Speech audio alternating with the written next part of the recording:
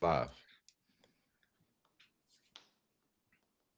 We're back. HVAC is live Q&A every other Thursday. And if you're tuning in, you probably already know what it is, but we're here to answer all of your questions about the tech, about the business, about the marketing, whatever hurdles you need to clear. We're here to help you over them. So drop your questions down below and let us get some of those answers for you. I'm your co-host, Mark Cantrell, joined as always by the man, the myth, the legend, the HVAC goat himself, Willie Ward.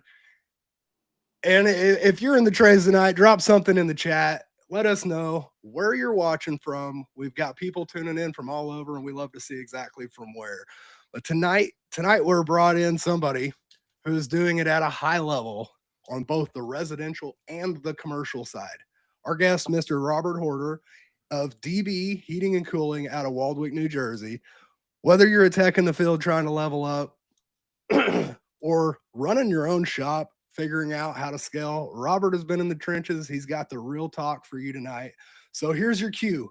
Get your questions in the comments right now.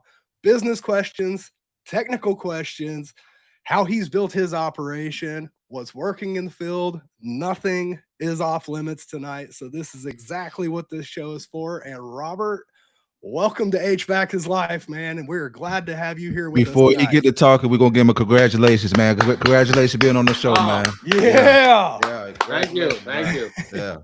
Welcome. Glad to be here. Yeah, tell us a little bit about yourself. Tell us a little bit about New Jersey up there and kind of what you're Uh, getting into. yeah, so I'm up in New Jersey, northern New Jersey. It's a very dynamic HVAC area for a lot of little different from down south. We have a lot of different kind of heating systems here. We have different kind of air conditioning systems.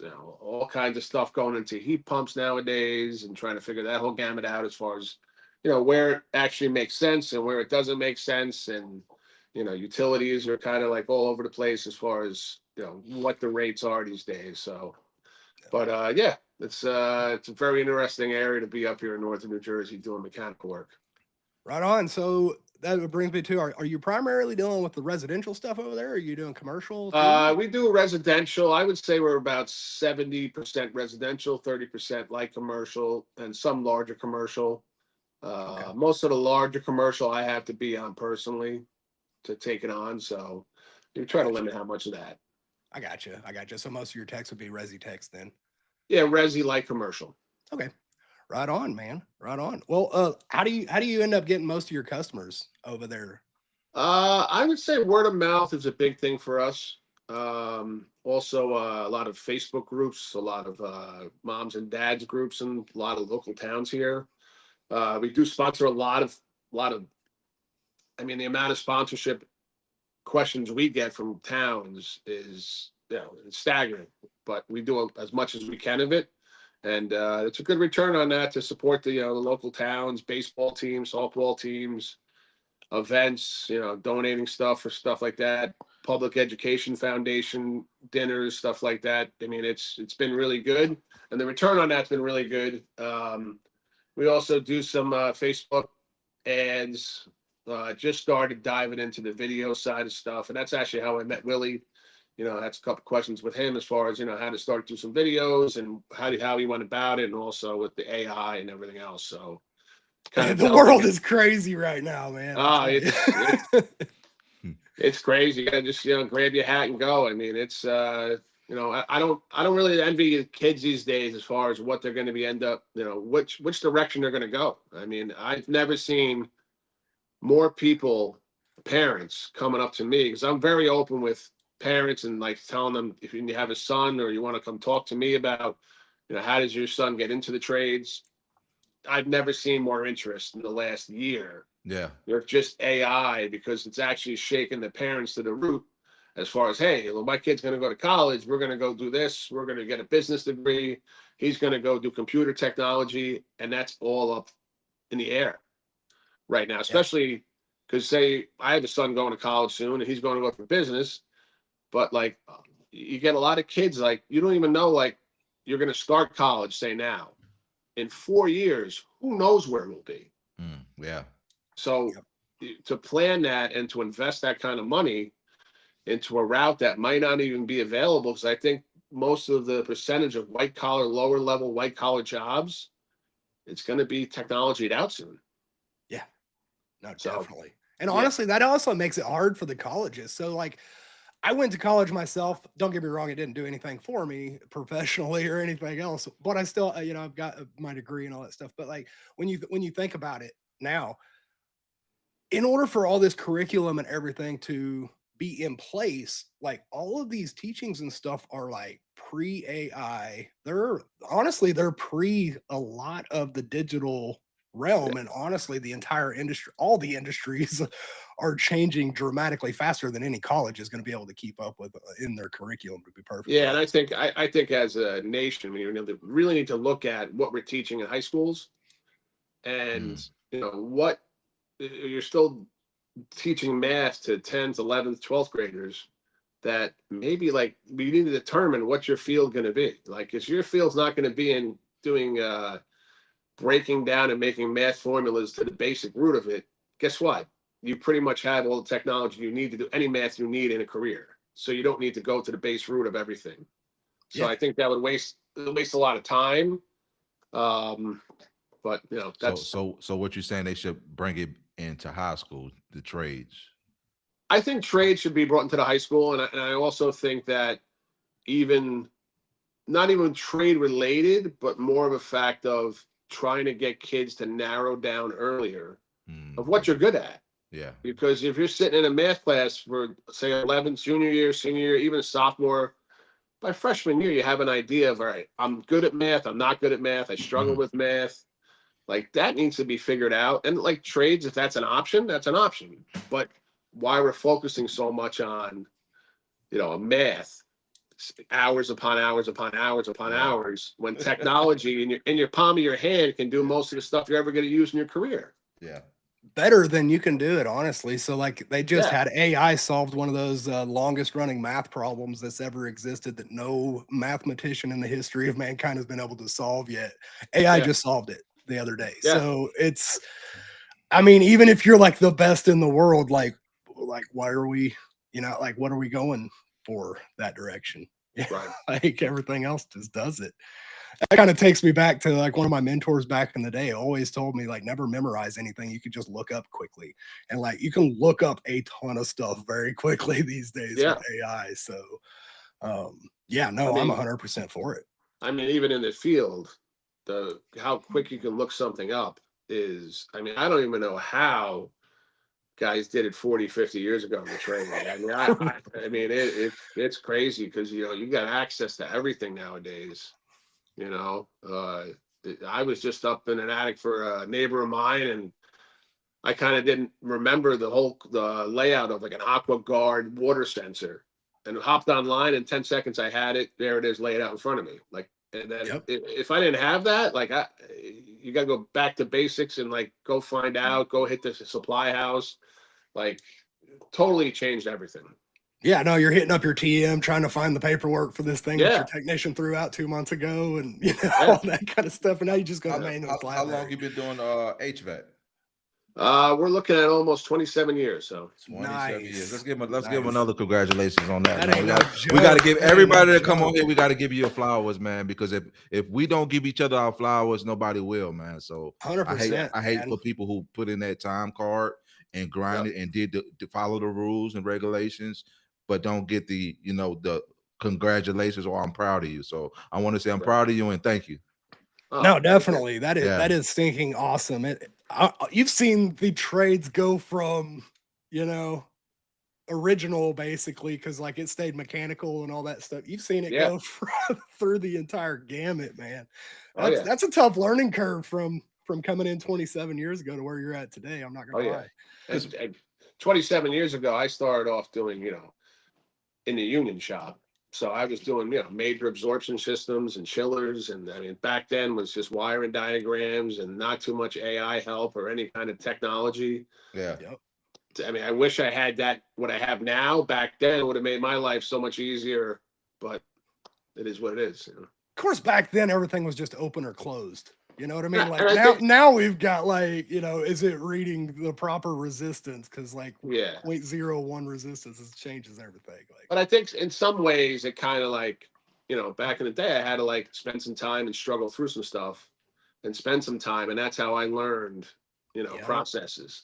I think people now, younger kids in the trades now, go right to technology quickly and aren't going Yeah. to stumble through and make a few mistakes. They're too afraid to make a mistake. So, and then that's on us too as owners. It's just like you got to be okay with people making some mistakes. Hopefully, it's not a big mistake, but Yeah. you got to be able to learn. Yeah. if you're not making mistakes, you're not learning. I No, promise exactly. You that. Yeah. I promise you that. But shout out to Christian over here starting his new lead installer job on Monday, man. Good job, Christian, man. Enjoy. It's that time of year. You're about to be busy as all get out, man. He commented on Facebook. I have no idea. I'm reading it through Riverside. So. Oh, it's on Riverside. Hey, man, whatever you're watching it from, man, just drop where you're watching it from. I appreciate you tuning in. I didn't even know people even see it on Riverside because I usually go live and I don't ever like to, because you can't see it from here. You have to go into the Riverside software to look at it. Well, so I mean, that means they could have been left. They could have been left on YouTube. It could have been on Facebook. It might have been on Twitch. I don't know. Are we out on Twitch today? Yeah, we on Twitch, Facebook, and YouTube. Killer. And Riverside as well. We got about 15 in total. That's watching right now. All over. Say what? All over it. Yeah. So, let's see. Robert says, yeah, but go ahead with that one. Are we violating the EPA rule by reclaiming all 454 and recharging it with 410A in these new systems? What do you got there, Robert? We haven't done any. Plead the fifth. We haven't done any of it. So, like, you haven't done any 454. You haven't done any of that tomfoolery. Is he saying taking R54 out of the system, putting 410A in when it was a shortage? Yeah. I think that's what we didn't really. We didn't experience too much shortage last year. This year, I stocked up with a lot of refrigerant, 454 and 32 before the season. Last year we were predominantly Dakin units, so that was all R32, so we were kind of covered by that. I did have guys that did struggle, and I know of people up here that struggled getting the R454B, and they were trying everything, trying different routes and trying all kinds of stuff. And a lot of guys called me and says, "What do you think?" And I said, "I'm not doing it, so I don't know." Right.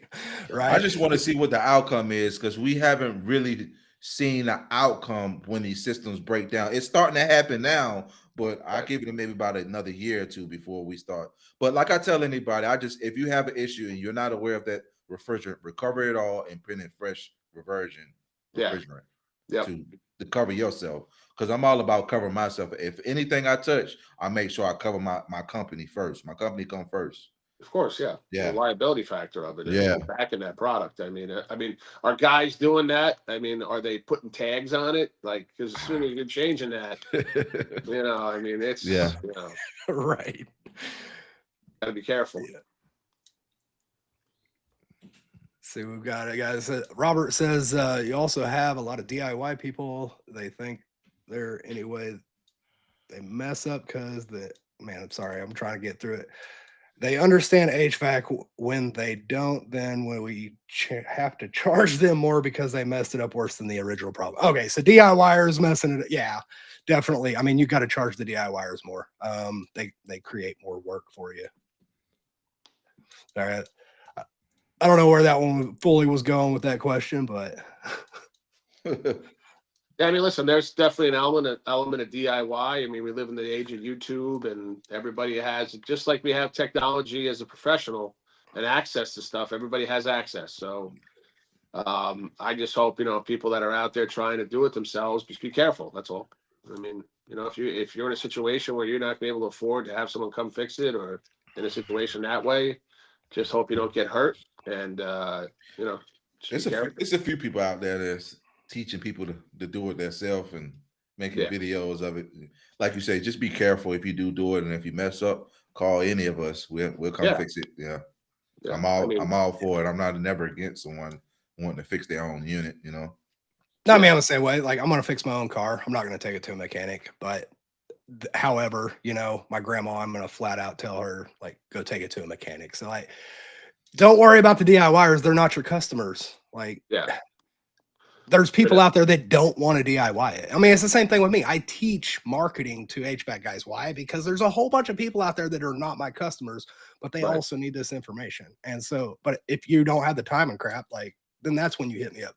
Yeah. The Listen, DIYers are not your customer. I'm in business to make money and to be in business. So, I mean, that's not my pool I want to swim in as far as DIY. And I've been in situations where I go to houses and they're like, oh, I want to do this, this, and this. Can you sell me this part and that part? And I just back away. I mean, you know, every once in a while, like a capacitor for a neighbor and stuff, but then you're giving a capacitor to somebody and they go out and don't turn the disconnect off. And then, you know, oh, you gave me this and then didn't advise and everything else. So it's a fine line. Yeah. We don't see a lot of it up here where we are. I mean, there's a little bit, but not a lot. We get a ton of it around here, but like I said, I mean, it is what it is. There's a parts house they can go to. Sure. They can go to freaking Home Depot or something. They don't need to buy it from me. I'm not going to sell it to them. And Right. if I, for some reason, do, there definitely is not a warranty or anything coming with it. But Yeah. And honestly, I'm going to be like triple the price of going to Home Depot. So you might as well just go to Home Depot. Yeah. Yeah, exactly. Yeah. Let's see. Robert says R32 is hands down the better of the two. I mean, subjective, but given the ability to get your hands on R32, I guess I can get behind that. Yeah, I mean, last year It was a lot of guys that switched to R32 when it, like how he said, when the issue with the 454, the people who done business with people for years spent so much money with these companies. When that situation went down, it was every man from himself, and a lot of guys went to R32, and that's just what it was. Yep. Yeah, I think as a dealerships too, as far as Goodman, Daikin, whatever you want to say it, Amana, they picked up a lot of contractors with it. I don't know how many retained. I don't know how many bounced back to R454B now because it's a little more accessible. But even now, the product, you know, 32 is a little cheaper than 454 in my area. So.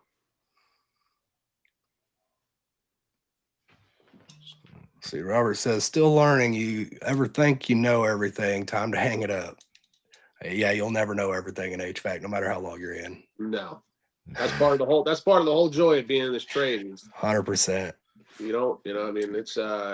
So I'm dealing with a customer right now that, you know, they have another contractor in there with chiller systems and everything else, and you know, I'm trying not to get involved, but it's like right on the tip of me, like just to get involved because I'm going to be able to like get in there. And it's obvious a contractor that was slower in the wintertime got involved in something they shouldn't have gotten involved in because they were slow. yeah, And now they're all legality and everything else. But in me being who I am, I want to get involved, but I really shouldn't. You know? that's one of those situations when it's slow, you touch it, but now that's what I say, covering your tail, because you're the last. It's always the time you step in the door and put your hands on anything on the equipment. You're the last guy that touched it. I tell a lot of my friends, if you wouldn't touch this, if you were slow, and you said if you were like medium, like not slow, but right in the middle, would you even think about touching it? And they go, no way. And I'm like, there's your answer. Like, don't touch it because eventually you're going to pay for it. Yeah. It always happened to me when I know I shouldn't touch it, but the money, you know, and it always bites you on your tail. It never fails. Yeah. If I had a pen and paper to write down every time I had that situation, so now I just don't touch it no more. I'd rather not touch it and have a good night's sleep. Yeah, well, that's also too. Sometimes I've gone out to places and I'm like, you're there for a service call, you don't know what you're getting into, and then you're like, damn, I'm here already getting paid. Like, maybe I'll dip into this. Then you're halfway into it and you're like, all right, I'm not charging you. I'm getting out of here. How do I get out of here? I back out nice and easy, you know? I've had a lot of those scenarios where you go there and you're like, nah, man, like we need to do a whole new duck job, but I don't want to do that duck job. For some reason, the customer never understand. They think it's just, and it's just like that. No, it's not like that. You're like, would you give them like a twice the normal quote because you're please just go away. Do not Yeah. accept this I quote mean, kind of thing. And then they call you back the next day, like, let's go forward. Like, ah, yeah. crap. Well, but people don't realize that, you're going, even as a business owner, you go into a job, and I mean, we just finished the job, and the guys were in the attic for like 4 days, Mm. full rip out, full reducting, everything else, and like, it wasn't cool up there. It was the hot days, and it's a premium at this point to get the guys up there at this point, and the weather's hotter. I mean, it just happens. I try to advise anybody on my list. We have a ductwork list. When it gets slower, we hit that ductwork list, and you're on it, and you're saying, listen, like, you need to, here we go. We need to do this in the wintertime. And Yeah. I would say about 65-70% of the people do it. Mm. I So love that, man. I've been preaching that. yeah. Like, I don't know why these guys are doing duck jobs in the middle of a freaking summer, man. Like, Yeah. push that stuff on, and then they're over there like trying to figure out why the heck the truck ain't moving in the fall time. It's just like, you Yeah. had a That's duck that's kind job, of and that's like, kind of smart. That's my first time. Well, I heard it before, but I never heard it from my owner standpoint of doing Yeah. that. I mean, unless you're walking like the job we just did, there was no way I could push it off till the next, till the winter time, because yeah. they were pulling like person's they're oversized. The person's pulling like probably 30% attic air into the systems, and Yeah. the ductwork was going like 70 feet across the way. And it was just, The new system would have did nothing to it. Yeah. I would have Yeah. paid for it. Warranty would. Yeah. So Because they would they would still probably been crying about that light bill. exactly. Yeah. Yeah. Yep. Yeah. Every situation is definitely different. And there's some of those situations where you're like, this really needs like $15K worth of work, but I'm gonna do like $500 worth of work right now Yeah. to get 2 months down the road where we come finish. I done had that before. Yeah. Yeah. I mean, we'll do a lot of being an owner. Like, the way we try to head it off is, if a person is, deciding that, especially R22 systems, if they're 2 or 3 pounds low, 4 pounds low, they don't want to invest in that. We'll use a drop-in new 22 to get them going until we can get there and replace it. But at that point, I'm replacing the line set also. So, I mean, stuff like that, I just try to push down the line, because if we're at full capacity, we don't want to lose a job. We want to keep the customer happy. If it's available to charge it and you can get it, and they sign a contract and say, listen, I'm going to fill you up one time. We'll get here before then. And then, listen, has it happened twice? It had sometimes, yes, but I keep them going until we can get there. Yeah. And that's helped immensely as far as scheduling the guys and scheduling, even pushing stuff off that I know is too laborious for the crews back to back. So basically, if they're down, you just temporarily get it up until you could get to them. Yeah, unless they're listen, unless they have a half a pound or a pound or 2 pounds left in the system, then it's a different story. No, we're not doing it. Because I know I'm going to be back there tomorrow, and they're saying, "Oh, you just filled it, but you signed a contract." But if they're, at half charge or whatever, then we'll fill it and get them going. It helps a lot, and it gets a good customer. It's like, okay, I'm happy. You came, you fixed it for now. We have a contract with you. You're going to call us to schedule it when the permits come in or not come, whatever we're going to do there. And then you take care of it at a later date. Yeah. So you said you use new 422B basically, new 22. Yeah. Is there a reason why you went that route? Like, we used both back in the day. Like, we used 422 for a while and then went to 407 mainly because of price. Because like 422 is basically the only time we really use new 22 is if we're usually if I'm going to put new 22 into your system, you're signed up for a replacement. Okay, gotcha. We're going to replace it anyway. We're usually replacing the line set too. Because we run into a lot of issues, back a couple times we've done like horizontal line sets. You're not going to get oil out. I tried. We just picked one up, a plug set, a plug blow, it's called. Yeah. It's Like the Hillmore. Yeah, Hillmore has it with the bag outside. You blow it out. Yeah. I'm just terrified of having like a braze joint sticking in like a little. I say the same thing. I just don't want to. Yeah. I'll let you know how it goes. Yeah. I had that same qualms about that. I've seen it done a million times, and they promise and all that kind of stuff. That's not. But I mean, the stuff that comes out sometimes. I mean, commercial. When I was doing larger commercial, like we did some big refrigeration, like 2 1/8 size suction lines. Man, the stuff that would come out, it's disgusting. I mean, It's amazing what goes on in there. So let's see, Brian just asked, what's the hardest part about running your business? I think the hardest part is your family, as far as making sure you have a good balance. I mean, everybody says balance. Listen, there's times of the year where balance is not even. It just can't not happen. an option. Yeah. Yeah. So you got to have a team, a family behind you, that pretty much your team. They understand. That supports you. Like, and say, hey, listen, man, like, we're gonna go do this, and like, I can't go do that today, or we're gonna go down the beach. I'm not going. I got to stay here. I got 8 estimates to get out. But that's I would say the biggest thing, and also keeping my guys appreciated. That's where I probably struggle the most, and make sure the guys that work for me I appreciate them. I wouldn't be where I am, and the company wouldn't be where they are without these guys. It's not an easy trade. Sure not. It's very rewarding, because you're going to have something with the rest of your life once you learn it.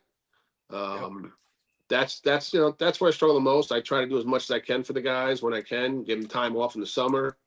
I know they have families, and some guys won't take guys vacations in the summer. I'm like, up in the Northeast, this is the only time that's actually nice to get away, and like around here to go do something. Right. Yeah. So that, and then I would say just dealing with supply houses, and getting orders right with the supply houses. And I mean, it feels like every day there's something. You ordered something, and then the wrong line set comes, the wrong size comes. You're supposed to be a 7/8 now. The guys are still thinking it's like 20 years ago with a 3/4. Some units are 3/4 suction, some are 7/8 suction. Yeah. So it's like, you go from a run products 3/4, go up to whatever, and then if you go to like an Armstrong or Lennox, it's got to be 7/8. So that's the thing I deal with the most, is the guys, the family, and customer wise, we're pretty good with customers as far as that goes. I mean, yes, you're going to deal with some people, that's not going to be happy sometimes, but I'm pretty good with that as far as maintaining. Yeah, that's part of the business. And if you're not doing enough business and you don't have any issues with people, you're probably not doing enough business. That's exactly what it is. Or you're too cheap. Or you're too cheap. Yeah, or you're too cheap. I mean, no, not even that. Not even that. Because cheap just brings more of that crap, to be perfectly honest with you. So you can do the best job cheap, and you're going to get a lot of flack. I mean, most estimates I'm on, 80% of them, I tell them right off the bat, we are not the cheapest around. And that's just the way it is. And, if they're looking just for price point, I said, listen, I'm still going to give you a price, and I'll tell you why you should use us. But, sometimes it happens, and they're looking just for price, and they're looking to sell the house in a year or 6 months. Yeah. But right off the bat, I tell them we're going to be the cheapest, and I look for a reaction. Like, well, what's their reaction? Like, I'm just looking for 4 estimates here, and I'm looking for the cheapest one. I mean, there's a lot of times where you're not the cheapest one, but you have all these things that as to why you're not the cheapest one. Like, we actually ran a load calculation and nobody else did. Yeah, exactly. Yeah. Well, it's also things like picking up load calculations. It's also picking up stuff that most guys don't. We do a lot of suction filter dryers on our systems, not heat pumps, but any kind of air conditioning, and we're flushing the line set. We're going to throw a suction line filter dryer in just to help protect. Because so then you go back and pull it off later? What we'll do is we'll do a test on it. If it becomes highly acidic, we'll do a test on it. We'll come back and test it. If it's a burnout. Yeah. But not even a burnout, we'll put one in. Okay.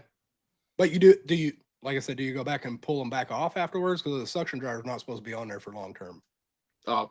Around here, they're around there, and they're for life. Okay.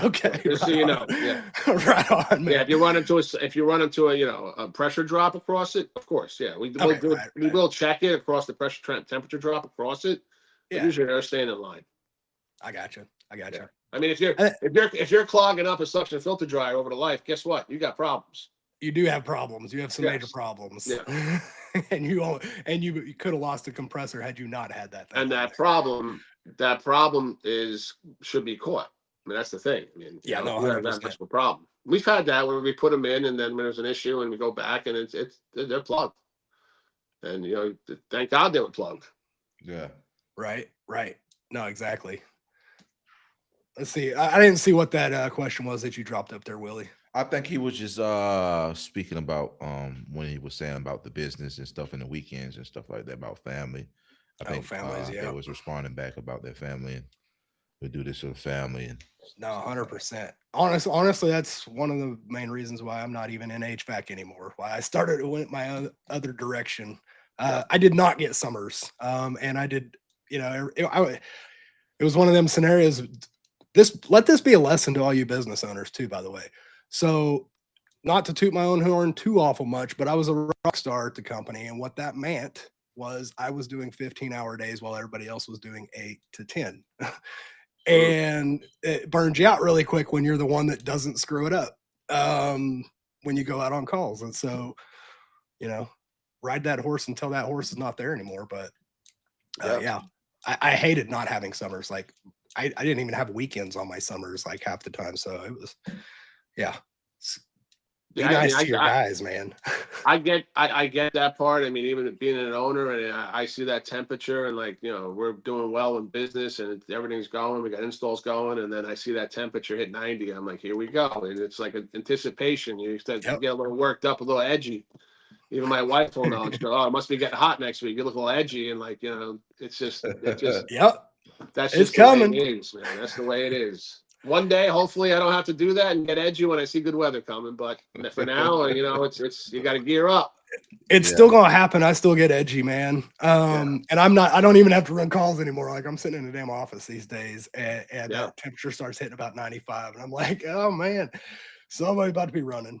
But yeah, I mean that's also for me being an owner that in the wintertime I don't do much service. In the summertime, I know to take the overload of it off the guys. Like I'll usually call my office about 1-2 o'clock and go, how's everybody doing?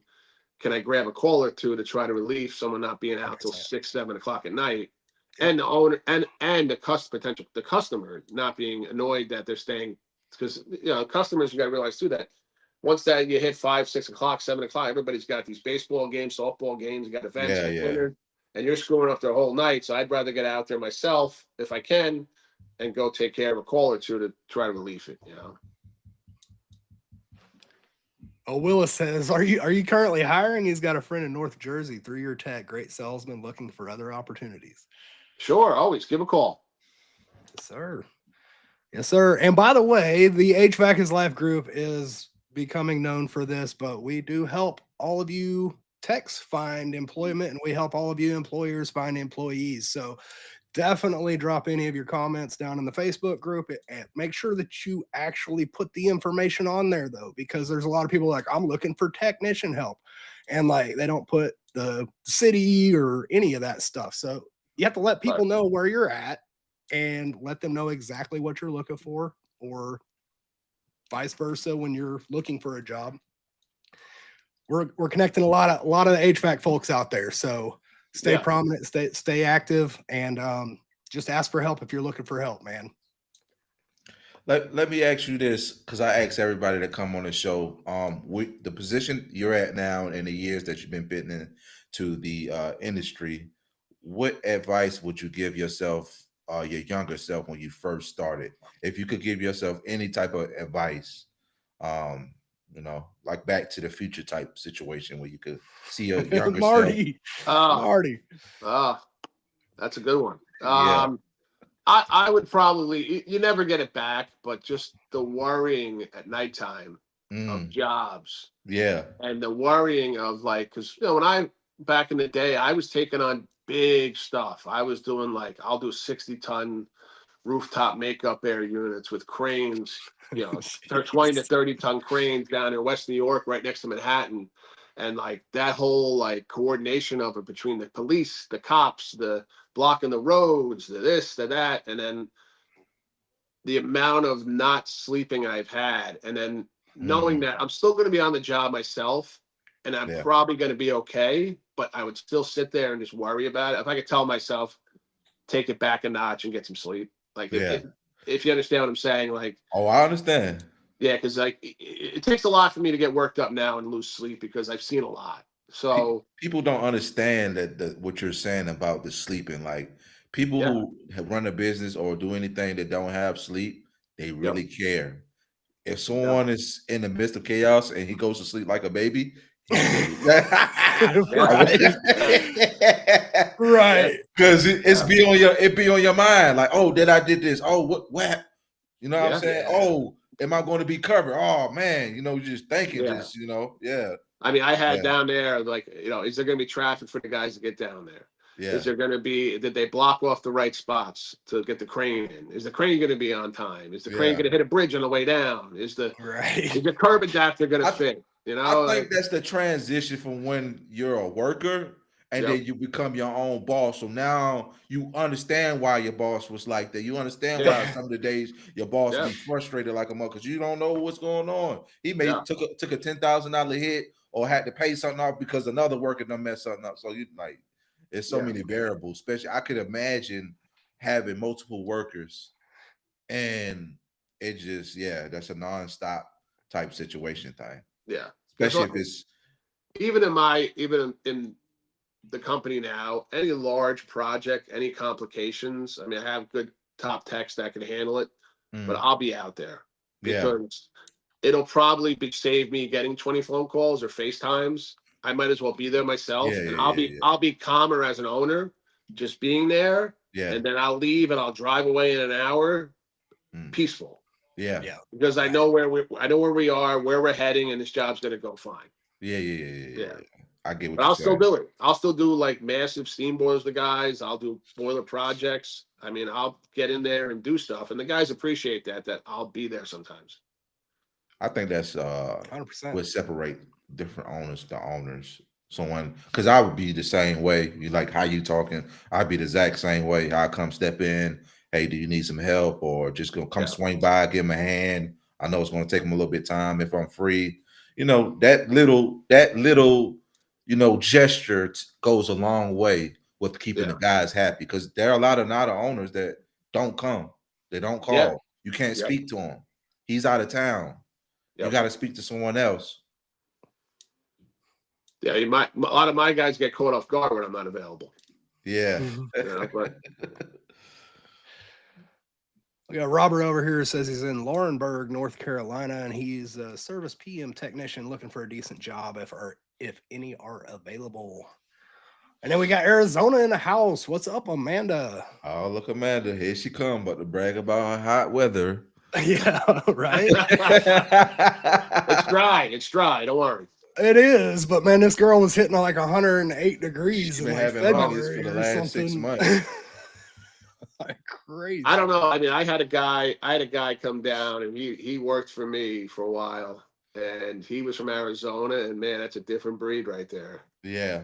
I mean, he was up in attics with my guys, and they're like, I've never seen a guy work like that. this. Yeah. And he's just like, it's crazy. I mean, it's almost, you could compare it to like military training. Like, Yeah. he went through it, and like, right.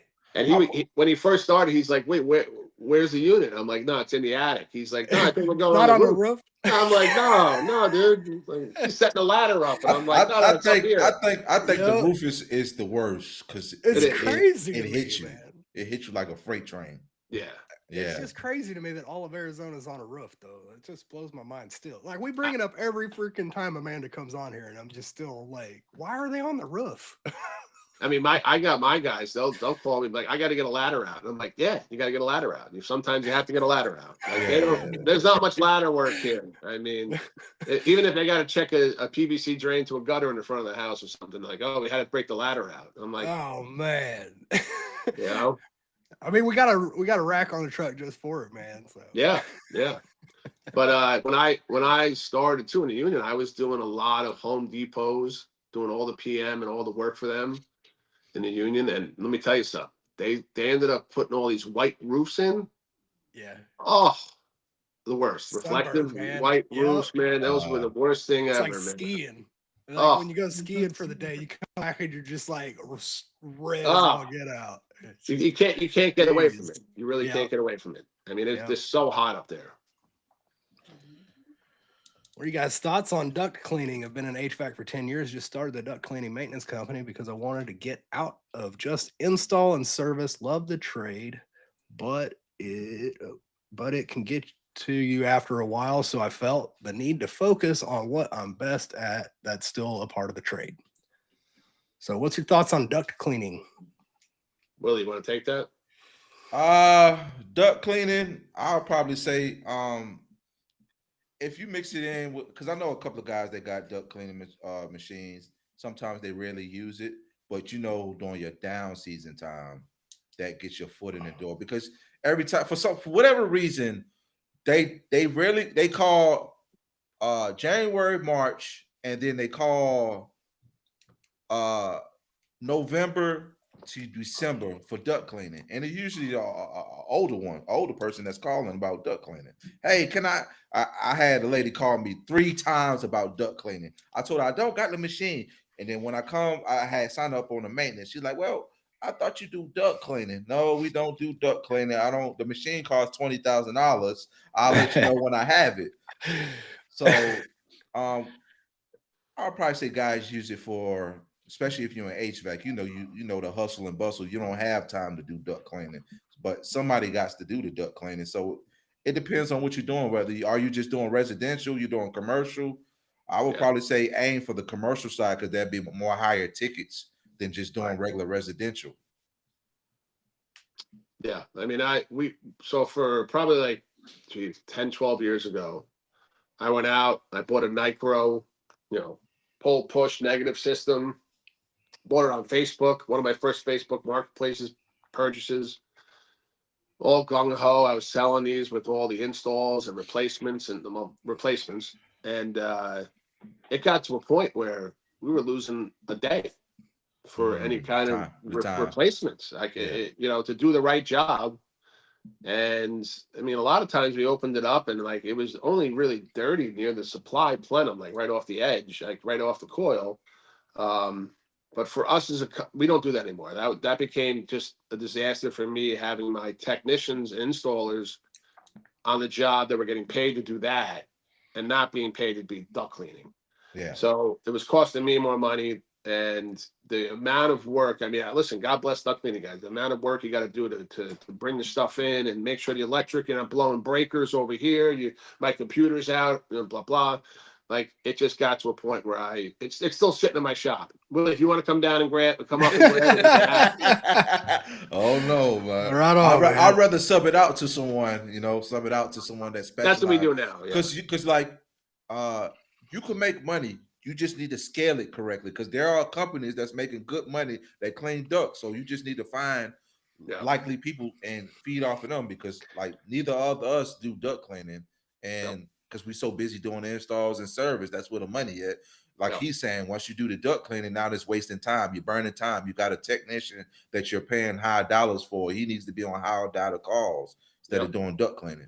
That's what we were running into. The guys are calling me. I go, "Hey, you wrapped up on that furnace coil condenser?" And they're like, "Rob, we didn't get going on this replacement till putting the new equipment till like 1:30." And I'm like, "Oh God!" And then like there at 8, 9 o'clock, and I'm like, "This is getting to a point where this just didn't make sense." Yeah. You already gave that client that time frame for them to come do the duct cleaning. Now they pissed off. Yeah. So we have 2 people we refer to. I recommend that around like same level as us as companies. That's what he should do. Find some companies that don't do duct cleaning that you could sub. They could sub it to you. That would probably be your best bet. Yeah, 100%. And that's what we used to do too. Yeah, 100%. And just make sure you pair yourself with a company that the same kind of ethics and stuff like that. I mean, that's the biggest thing. And I mean, also too, a lot of duct cleaning guys are out there, and they're like, up where we are, we have a lot of fiberboard inside and interior insulated ducts that are older, and they're going in there whipping around stuff, and you're like, they're making fiberglass dust everywhere, and right, it's just making more of a mess than anything. And then they're throwing in their roto blaster into the flexes and twisting them up, and I'm like, it's really like it gets to a point where I think, if his job is small enough, and I tell people, I said, listen, if you're really that worried about your ducts being cleaned, let's just replace them. Replace it, right. Yeah. I'm like, if you're 100%. That worried about it and you want a nice job done, and I said, listen, your ducts became dirty for a reason. Yeah. The air conditionings don't, unless it's mold based, something like that, doesn't really produce dirt. Like I could count every house I go into. Most of them need a whole new return system. Exactly. Off the back, need a whole new return system. Well, usually undersized anyway, so Yeah. it's really to a point of like you might as well do it anyway. Yeah. Yeah, but duct cleaning is tough. I mean, it's tough for an HVAC contractor to have that involved, unless you have enough manpower to throw. Have your duct cleaning guys start at 5 o'clock, and then they got to be okay and certified to take the machine out. So, Yeah. Right. Unless you're going to do a 2-day process and someone wants to pay for that, to come rip out, make it safe to be ripped out, everything's capped and everything else. Do your duct cleaning, then come back the next day. That's just, for me, a logistical nightmare as far as that goes. Yeah. I think a lot of HVAC owners, they don't really fool with it. They rather just give it to someone else that specializes in it. Yeah. And Amanda nailed it. Yeah, she partnered with a sister company that does the duct cleaning and the aero seal, which also it touches on another thing. That guy, he was talking about, I don't remember who that was, but he was talking about he started up a duct cleaning business. When you're doing just duct cleaning, you do have to have those upsells. So make sure that you have that aero seal, the duct sealing stuff as upsells. When you're doing it as we're trying to clean the ducts before we replace this system. It's a lot of them guys that's coming out the woodwork. I see them all on Facebook. I clean ducts and they got a drill. Like everybody cleans ducts these days. Everybody, yeah. Everybody either pressure washes. You know what's so funny? I had a guy they called Mr. Franchise, and his his thing was to find different companies, and he helped them with franchise. So he brought a franchise with the duct cleaning. And I'm like, okay, because he's one of my clients. I'm like, okay, you do duct cleaning. So I referred him to a client of mine. He was looking for a vent. He said, is that the vent there? I said, you brought the franchise and you don't know what a damn duct is? So I reached out to him maybe about a month ago. He no longer has that business. He said, man, Willie, man, I appreciate you, man, because it ain't easy. People get a business and think it's gonna be lucrative because they see someone else doing it. So yeah. Everybody thinks it's easy. I mean, it's amazing how many people think it's easy, and also to like back to like the younger people in the trades and everything else. Like everybody I talk to that has a kid that wants to get into the trades, they're automatically 90% of them. They'll say, "Oh yeah, he wants to own his own business." And I was like, okay. I get that a lot too. Yeah, you can own your own business. That's great. But I said, like, not everybody can get the trade and own their own business. Like, that's not going to happen. And I started telling them some stories about being an owner, about like, getting a call at midnight, or flooding a ceiling out, or replacing a ceiling, or replacing a floor. Like, and they're like, they look at me with wide eyes. You deal with that? I'm like, yeah. I'm like, what do you think goes on here? Sometimes things happen, Yeah, stuff do happen. It happens, and you got to take care of it. But, but that's just the biggest. I think that separate a lot of owners, man. Like, especially if it's your guys on the job or you're on the job, anything happen, man. If it ain't too much, I cover it. Like, I don't get into the back and forth with clients. Covered, done. I'd rather do that than back and forth and possible a lawsuit or a bad review. I just take care of it. Like, I had a situation just day before yesterday. We was changing out the coil on a leaking Lennox. It was a 2018. The drain came underneath and come down. I think it was my worker fault that did it, but instead of me going back and forth, I told the client, hey, I'll be here 9 a.m. in the morning. We're going to fix it. He said, how much? Don't worry about it. It's covered. That's it. And just keep it moving. Yeah. I mean, listen, if you're able to do it, and you're doing well enough to take care of smaller things like that. I mean, listen, if it gets to a big problem, then you got to decide, am I going to go through my insurance? Am I going to pay out of pocket? Yeah. I mean, even in our trade, like if you say, all right, I'm going to go through insurance. I've had plenty of people that have gone through insurance for bigger claims, and then they're paying for it 4 times over. You should just pay out of pocket. Yeah. But you have to have it. I mean, that's the thing. If something major happens, it's gonna, you have to have it. Yeah, definitely. That's the reason why I said people don't take a consideration of that. People think you just run a business. Don't even have emergency funds for emergency situations. Yeah. I mean, listen, I have a sheetrock guy that's on, speed dial in the summertime. Listen, my boy Sammy's on his way, and he's I like, think really? I still get the clutches when the techs are crawling in the attic. I hear a thump. I'm like, okay, what's going on over there? You know what I'm saying? What's going on over there, man? Are you all right? 3 points of contact. Right, Yeah. right. I had about 6 years ago, I had a friend of mine's son from college started working with me. Really hot day, probably 125 up in the attic, changing a 5-ton coil, me and him. First thing I say to him, I say, listen, just make sure you know where your feet are. Make sure you don't step through the ceiling. Boom. Put his foot right through the ceiling. As I said ceiling, he stepped right on it. I mean, thank God he was fine, and it went down and hit his groin a little bit, but like he was fine. And it's always amazing when the people come up from downstairs and they look up and they go, "Oh my God, what happened?" And they see a pair of Nikes and some jeans hanging out. They're like, "Is this supposed to happen?" I'm like, "No, that's not supposed to happen." I think my worst case of someone falling through an attic, it was one of my very first worker, and I didn't prep him up correctly on how to go through an attic. So we was in, it was a tall ceiling house. It had to be a 20-foot drop. Like like when the big wide doors and you got the 2 steps that go up. So it was a really high ceiling. It's a foyer, yeah. I'm downstairs at the bottom floor. I didn't even know he fell through. He come to me, I fell through the attic. So I'm like, where you fell at? So he showed me. If he would have fell through, he would have broke his collarbone, probably his neck, because he's right there near the steps, near the railing. So if he would have fell, it would have been a real bad situation for me. Yeah, right. Yeah, definitely. I probably would not be here today. I don't know where I'd be. I do feel like they need a return in their foyer, though. Just put right there. Let's put a 24 by 30 right there.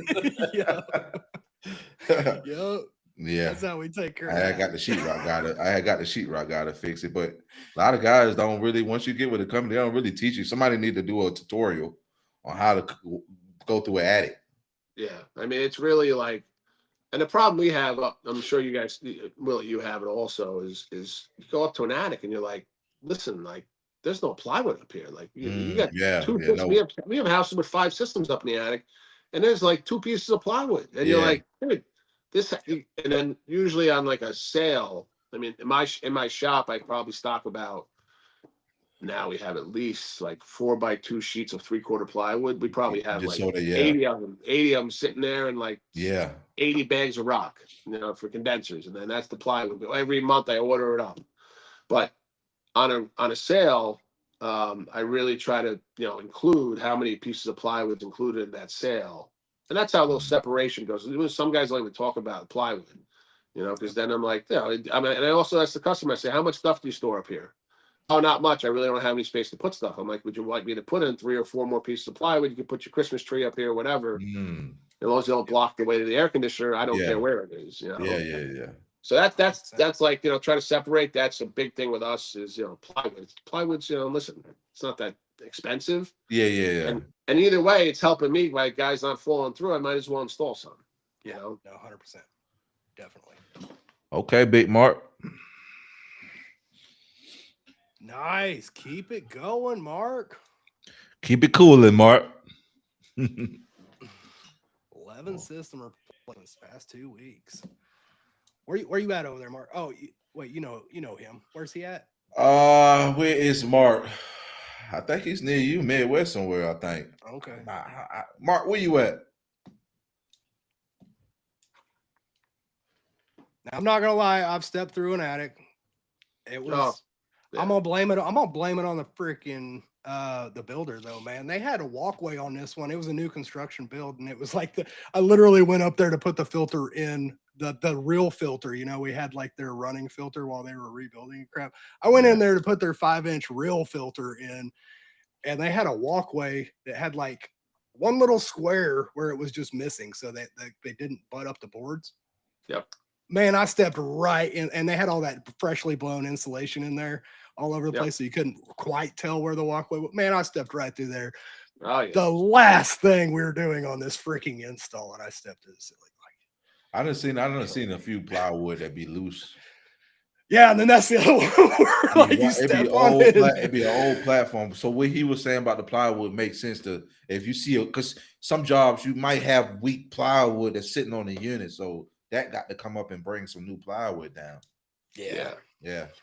I mean, the biggest thing we had a major construction job of like 400 units, and the clubhouse had like, plastic sprinkler pipe all over it. Oh my God. I was walking around like a ballerina up there. I went, that's my biggest, like, if a guy stepped on that in a live sprinkler, oh my gosh. Like, yeah. I mean, I've heard of guys doing it and flooding out eight stories of an apartment building. Oh my God. Oh, yeah, I don't want any of that. That's definitely an insurance call. Oh yeah, it happens. And I've been the guy going in there to like give the 8 system replacements because they flooded the whole deck. Right. And like I feel like holy Oh. cow, like it's tough. Oh yeah. And residentially wise, people do have them now also. Back-to-back full cuts. Okay. Odessa, Texas. Those ducts cleaning materials seem so gimmicky to me. It's not worth the manpower, and weather is not moist at all. Yeah. I'm not gonna lie. So I've been seeing a ton of like scam duct companies, cleaning companies. I don't know what's going on with the duct cleaning world right now, but there's just a ton of scams out there around the duct cleaning. I don't know why. I think any trade or service business where you can hide stuff, people are always going to get some element that think they can just take people's money and run away. And I mean, the biggest scam, listen, I open my mailer in my house and I go through it. My wife always asks me, want to look through it? And she knows what I'm looking at. And I'm like looking through it and I'm like, I see like 2 ads for $49 duct cleaning, $149. And it includes 2 mains and 2 supplies and blah, blah, blah. And I mean, and I tell people, they're like, oh, I have these people coming. I'm like, oh, this is $49. And I'm like, do you think they're going to pull up their truck for $49 and do a good job? No. And also, we have HVAC companies around here that do $49 tune-ups. Yeah. I'm like, you're paying $49 for a sales guy to come to your house, pretty much. That's what you're paying. 100%. Because you're not making $49. You are not making money. You get an invitation into your house. And they're not going to be doing a good maintenance on your system because they need to. He's commission only. He's almost guaranteed he's commission only. They don't have to pay him because otherwise they wouldn't be able to do $49. Yeah, because the amount of people I go to, because of that, listen, some of the bigger companies advertise like crazy and they get the people $49, even some Home Depot stuff now, and $29, whatever it is. Yeah. And then you get the call. I'm sure Willie's had the call. We're like, hey, I called this guy for a $29 tune-up or $49 tune-up. I need a second opinion. And you go over there and you're like, there's nothing wrong here, really. Like, it's 10 years old. Yeah, it could use a condenser cleaning, maybe a contactor, freshen up. And that's it. But now we're going into a $19,000 air conditioning system, financed for 15 years. Like, in an 80-year-old's house. I'm like, should be 95. Like, and then the bad part is you ask him, like, well, what did he say was wrong with the system? Oh, well, he didn't say. He just said I needed a new one. I'm like, what? Like, he didn't even give you, like, a reason? It's past its useful life. Yeah. Like, it's, I mean, listen, like I said in the beginning, it's just there's people that are always going to try to take advantage of stuff. And, it's sad, but that's just the way it is. I think if you do the right thing in the trades and you do the right by people, and do your best, I think there's plenty of work out there not to do that. But I mean, especially in duct cleaning. Duct cleaning is because you're really not mechanically inclined. Some people that are doing duct cleaning, they're more like, all right, this is how I know to do duct cleaning. I know how to drill a 1 1/4 hole or 1 inch hole, and I know how to like do this, pull this, and blah blah blah. And they're just trying to they get the tickets up to $1,400-$1,500, and Miss Smith called and she wanted a $149 special. Yeah. No, exactly. I think I made a post about that with the price on tune-up because I called. So I just did an experiment over the weekend. I called 6 or 7 big companies Most of them, all of them was under $100. One was free to come out to do a diagnostic, and Okay. that's now I understand why, the why reason Yep. on why. Well, what was it? What's the theory behind it? What is it called? Loss. Loss leader. Oh, Loss okay. leader. Yeah. All Yeah. right. So you All lose right. money up front, but you're going to gain in the long Yes. run. Yes. I Okay. mean, that's That's kind what of that like means. paid ads is honestly a loss Yeah. leader. So they can also reduce the cost of their ads. Yeah. So some of these people are out here advertising an $89 maintenance or a $49 maintenance, and they're paying like $100 to get that $89 maintenance kind of thing. So they're like, Yep. before the truck even rolls, they're Yeah. already in a negative. So they Yep. have to make a sell, otherwise they wouldn't be in business right now. And so that just leads you to believe right there, like, Yeah. I mean, they're probably not out for the customer's best interest in that standpoint. That been around for a long time, right? Because it had to be around for a while. For I a mean, while. people been doing loss leaders left and right all through the entire gamut of marketing. I Okay, mean, yeah. half of your companies out here will do a loss leader. Yeah. I can't think of any off the top of my head, but just businesses like Coca-Cola and crap will do like loss leaders, because in the grand scheme of things, if I spend $100,000 today, that's a loss.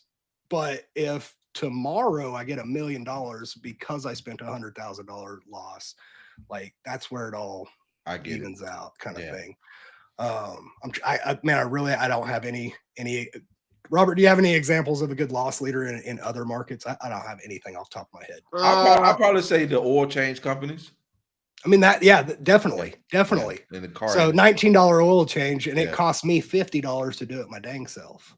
Yeah. I And, mean, and they listen, come in there. You need new brakes. You need new freaking tie rod ends. You need new, Yeah. steering column for whatever reason. Like, people don't see it much, but up around here, like, I don't know how pizza places are where you are, but I'll drive my son and be like, I need a slice of pizza. And I'm like, oh, this place got $1.50 slice. And I go in. Next thing you know, we're ordering a chicken buffalo ranch. We're getting a upside down slice. We're getting a soda. Yeah. We're gonna maybe get another chicken bacon ranch slice. And you know Yeah. where we're at? We're at about $22 for pizza. Yeah. When I walked in for a $1.50 slice. Yeah. You know how many people buy the $1.50 slice? Not too many. Yeah. right. Because you go in and you see 50 gourmet pizzas, specialty pizzas, and I have friends in the business. It's a great business. Yeah. Yeah. It goes out $1.50 slices, and then up around here they get $4.50 to $5 for a specialty slice. Yep. But God bless them. If you're gonna get it. I mean, Yeah, and that actually, since you brought up the restaurants, that actually reminds me of a great loss leader is the free appetizer. So you can come in, you get a free appetizer. Well, who the hell is going to go all the way into a restaurant, just order a freaking $6 appetizer and then just walk out the door? Well, you're not. You're going to come in, you're going to get an appetizer. You're like, man, it smells good in here. Go ahead and give me that freaking burrito. Go, you know what I mean? Yeah. Like you start adding on all this stuff. Yeah. I understand now. I just never really, because you don't know until you know. 100%. Yeah. 100%. I mean, Honestly, duct cleaning could be a good loss leader for some companies. If they all they're looking to do is make people take an action. That's what Yeah. they're looking for. Just make an action. Person's got to make an action, and react to it. I mean, that's just what they're trying to do. And the big thing is once somebody opens up their pocketbook, once the money starts coming out, it is so easier to get them to just keep pulling it out. Yeah. It's very hard to get that first one to freaking pull out of the wallet. Once it's out, but as soon as that first thing comes out of the wallet, man, it's just that's how it usually is. Okay. Yeah. Well, especially if you're going to offer them financing for 7-10 years. I mean, there you go. Yeah. I actually had a company now who's it's a solar company. A lot of solar companies are getting into HVAC now. Yep. And the tickets is crazy. I had one solar company. Now they want to get into HVAC financing. As far as had an interview with them. As far as leasing. Okay. Yeah. I think the lease was either 10 or 12 years, repair free for the whole years to come. And once you reach the 10 or 12 years, you have that option to get a new system, negotiate another leasing. Yep. Or you could buy out the contract and be done with it. Some companies are crazy, man, by the way. Yeah. Jeez. Now, if you look at it now, I mean, but if you look at it as far as equipment, and how some of the equipment's made these days, and That's efficiency levels and splits. yeah. They're stretching copper for efficiency levels. I almost can see like a lease makes Hmm. sense for certain people because Yeah. you go there and your warranty is up. Guess what? Some of these Yeah. motors from OEM are just getting, I mean, carriers out of control. I Courier, mean, Linux, all of them out of control. yeah, Thousands, I just had 500 or one. more. Yeah, I just had one where I had to like call the customer because like I sent them an estimate for it was a 13-year-old variable speed drive, 5 ton from carrier, and like my office sent me the cost of the motor, and I was like, Jesus, God, this is crazy. And then Yeah. we send him off the estimate, and he calls me and goes, that's crazy. And I said, call carrier and ask him what's crazy because Yeah. it's out of control. And then you get into the whole thing of that's what we're putting as a contractor. Now you can say, all right, I can go get you a service part. We can get you a service motor, and you Yeah. can go in there. So now it's on us. You got to also make sure you guys trained up on that motor and how to set it up. Yeah. Because an OEM's pretty easy. You go back into like a Yeah. service Yeah. motor. Now we're talking like I might be getting a phone call or two to say, hey, what are we doing Yeah. here? And like Yeah. some of them actually got to use your phone to set up and everything Yeah. else. So I mean, to cripple people like that, to make a motor say $1,600, I mean, Wow. that's just That's crazy. outrageous. It's crazy. So it's like you're pretty much telling people replace your system. That's exactly what's going on. So yeah, It reminds me of how the airport is. Like you think you could get a cheaper flight in another Yep. town over, and it's the same. It's even more. It's kind of like the price fixing. yeah, Yeah. it's I don't know. I mean, but I do see where at a point you might get to that point where if replacement stuff, I mean, we do a lot of Dakin fits, Mitsubishi heat pumps. We do one of the larger New Jersey, decarb. And there's probably we're looking at about 150 Mitsubishi units, heat pumps, and 150 Dakins. And I mean, if those start going out of warranty, I mean, that's just Bye bye, baby. yeah, you just getting the stuff like reversing valves and stuff like that. It's just tough. I mean, Yeah. and I, as an owner, I do tell people, I said, listen, some of the technology we do, Dakin fit product. Some of the technology is absolutely phenomenal. The dehumidification features you can get, the communicating once it's dialed in, it's great. But I said, listen, after because we give 12-year parts on that, 'cause we're certified. After those 12 years, you could run into a situation where you might be better off replacing this. Yeah. Just outright tell them because I don't want to be at 13 years saying, hey, you should have told me this. Yeah. Tell them off the bat. Yeah. Honesty is a Yeah. I tell real. people, just like a Ferrari, if it's more Yeah. advanced and more bells and whistles, of course you can have problems down the road. Yeah. Yep. I think it's like And the that. problems are more freaking expensive, man. Like the Yeah. Lexus and Ferrari and stuff, man. Like a bumper cost you like 5 Ah. times extra, than it would be. So yeah. And for some reason, I don't know. You touched on Carrier. For some reason, I don't know what's up with Carrier's parts, man. They always seem to have a higher ticket on their part replacement than any other brand for me, anyway. I think what they have is they have a following of loyal people that only use Carrier. They're old school and they don't want to use anybody else, and they're just hammering parts. And I mean, that's just how it is, man. I mean, it blows my mind though. There's like that 80% Carrier furnace that's got that draft motor on there. That's got the little spiral easy within the spiral. I don't even know what the hell they call that thing, but for whatever reason, it's just got 3-bolt mount right on the Carrier furnace, 80% furnace. We're looking at $850 for the induced draft motor. Yeah. Your cost. Yeah. A freaking 80% furnace, bro. Linux is up there with them too as well. Linux That's crazy to me. Oh. So we had I was on a call myself in my hometown, Ramsey. Customer calls up, husband just got out of surgery for hernia, blah, blah, blah. I go there, and they just bought the house like 6 months before that. I go in there, I turn the corner in the house. Well, first of all, I go to the thermostats and I'm like, oh boy, here we go. They got a Lennox iPad on the wall. I'm like, all right. So we go outside and I'm like, listen, like you did buy a house with pretty much like the highest end air conditioning system you can afford, high end. And I said, you need to maintain this really well. Yeah. And nothing was maintained for years. So I pull off all the panels, which I give Lennox credit. The panels are easy to take off and clean, a lot of them. So I'll give them credit for that. That's Yeah, about you can take all of them off. That's nice. Yeah, so you can take the panels off, make it nice. I just got 2 Lennox back to back. One was the leaking coil, that was 2018. And I just did an HVAC inspection just now. The guy trying to buy the house, the person did the inspection. Inspector don't never look at the unit. He just do at the air register. If it's within the temperature, he say it is. If it's not, go hire a professional licensed contractor to see what's going on. It's got good Delta T, man. We're good. We I don't guy, have 18. my guy gets there. He put his gauges on there. Slow. I say okay, because I tell him, once you do a certain volume of work, you start to see the same situations happening for different brands. Every brand has a certain thing that it does. So and the L's for Lennox stands for leak. Leaky coil. So the Lennox actually I was working on, it didn't have a leak, but they had two systems. Yeah. Well, I didn't have a chance because the compressor sounded like bowling balls in there. Oh, okay. They blew a Lennox compressor and they blew the inverter board. Oh, okay. They had pretty much 2 to 3 inches of buildup on the coils, and inside had no idea they had a filter. Filter was pulled up into the return, packed and the lady's baffled that I told her. I said, "Listen, at this point, you're not. It's not worth it because you're out of warranty. You're at 11 and a half years, and it's just not worth it. You're not going to pay the compressor, inverter, and you don't even know what else could be wrong. I mean, maybe the THD is bad. It caused the compressor. Who knows? Yeah. So it gets to a point where, again, back to that leasing option.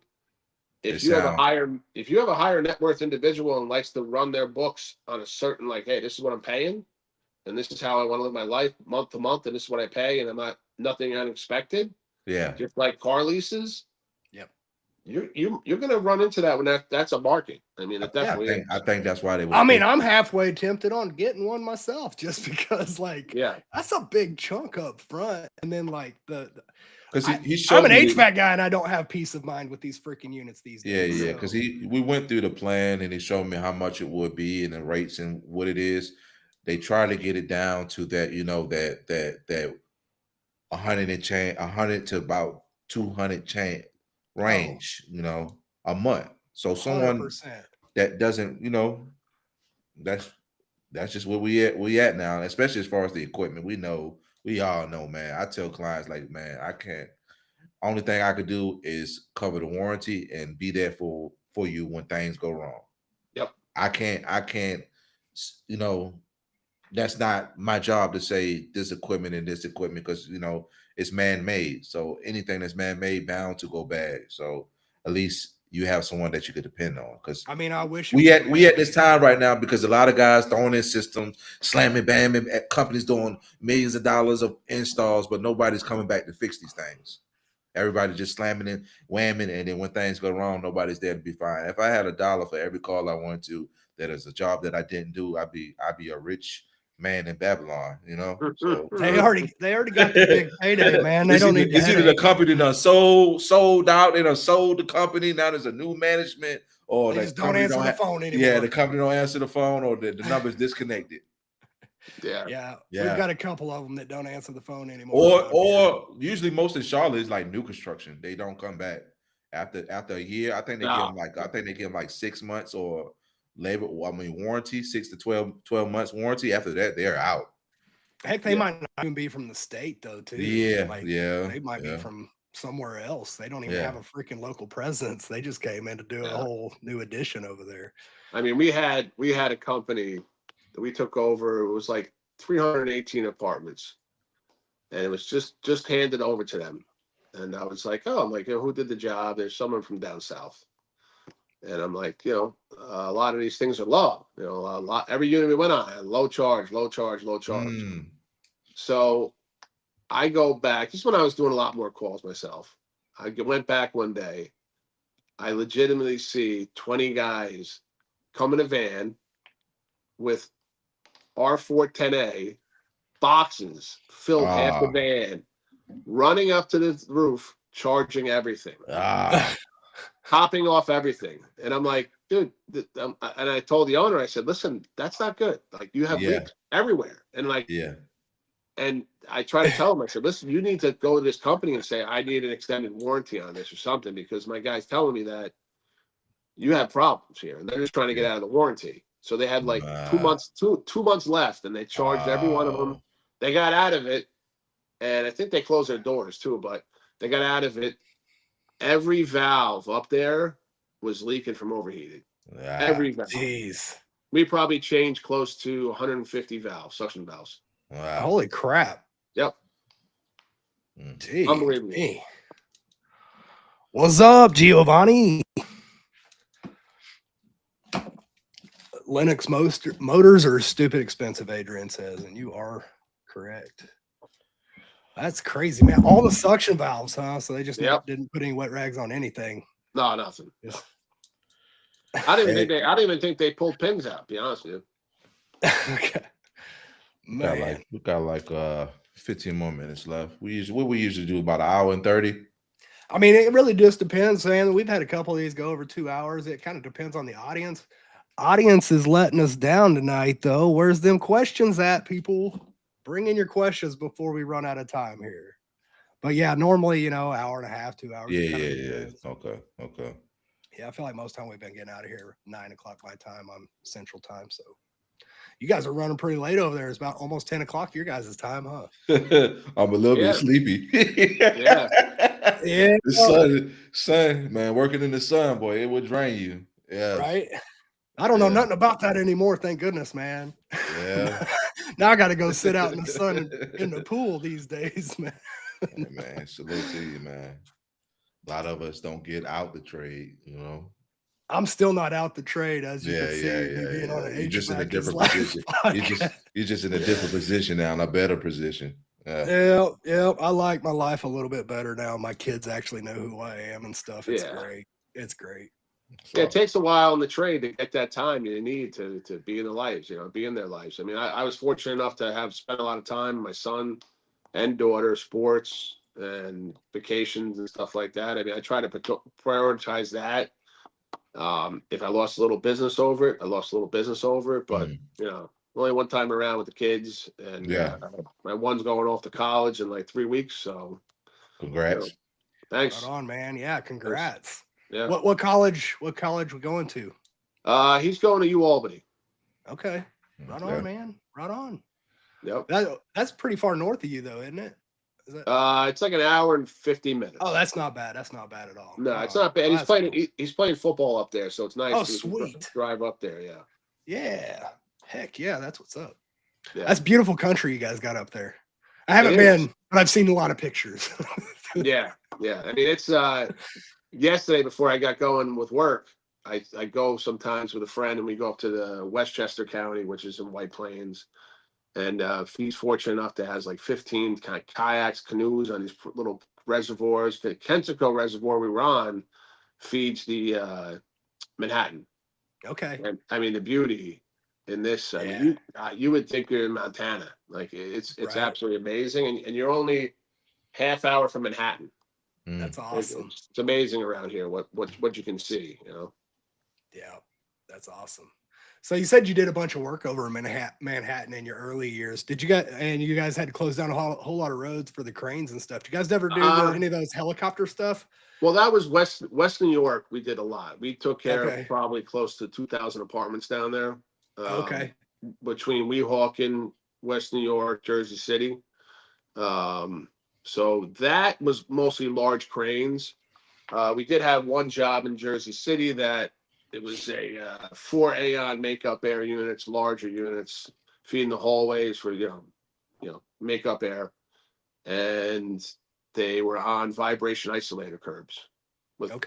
They were all designed and everything else, and then they had the hurricane come by and they're all blown off the curbs. All the strings came out, all the apron came out, and I was like, "Holy cow! How are we going to do this?" Like so we ended up trying to do the helicopter thing. We were going to pick them off, reset them, and then we were at a point now where I had to go through the transit, New Jersey Transit, because I had the train in the back of the building. So I had to get clearance from New Jersey Transit. and then also I had some kind of anti-terrorism thing that we had to go through. Lord. I mean, I was like running the United Nations here for a little while. Right. It got to a point, and then we had people like needed this check, this check, this what, overtime. This is a specialty what, division. what would you say going through that first? That was the main reason why you stepped down to get into the residential side. Just Well, that was like when I was first getting going. Okay. I mean, I had a good contact for all these properties we did work for, and I started building my residential side behind that as I was going ahead and doing all these commercial properties. Yeah.